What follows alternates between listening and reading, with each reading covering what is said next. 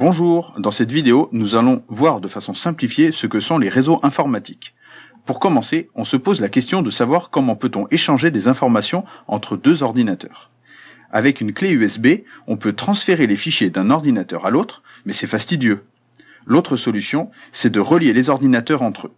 On a vu dans une autre vidéo qu'il fallait des cartes réseau placées à l'intérieur des ordinateurs et que l'information peut voyager par les câbles réseau, par la Wi-Fi, par la fibre optique, etc.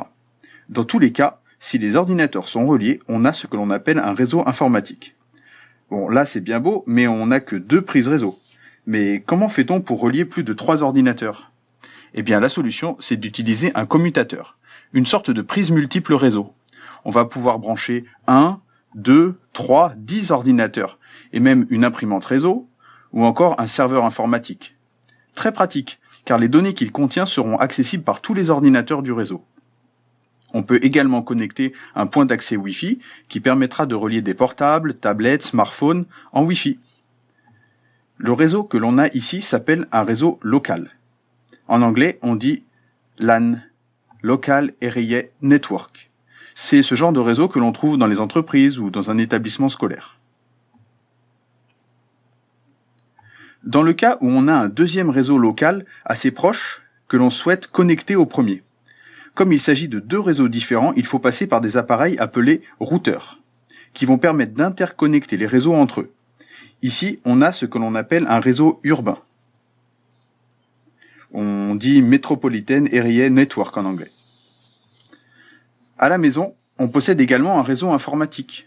Sauf qu'au niveau du matériel, le routeur, le commutateur et le point d'accès Wi-Fi sont réunis dans un seul appareil, que l'on appelle la fameuse box, qui veut dire en anglais boîte. Et dedans, il y a un routeur, un commutateur et un point d'accès Wi-Fi. On peut y connecter un ordinateur fixe avec un cordon réseau ou des équipements sans fil avec la Wi-Fi.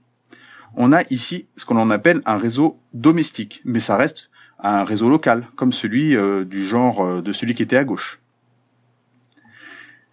Alors, pour la 3G, la 4G et bientôt la 5G, comme toujours, on a des routeurs et de façon très simplifiée, on a des transmetteurs reliés aux antennes relais qui permettent de connecter les smartphones.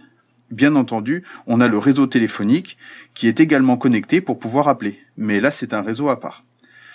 Donc cet ensemble, c'est ce que l'on appelle le réseau mobile.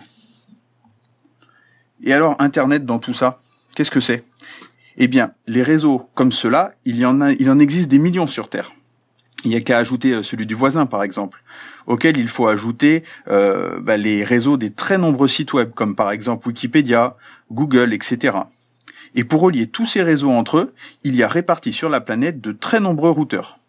Vous vous souvenez, les mêmes que ceux que l'on trouve dans chaque réseau local. Et tous ces routeurs et ces réseaux sont interconnectés entre eux.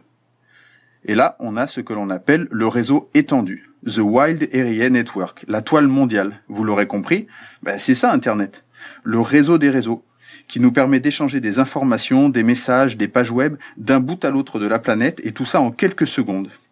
Voilà, maintenant vous en savez un peu plus sur les réseaux. Merci d'avoir écouté et à bientôt.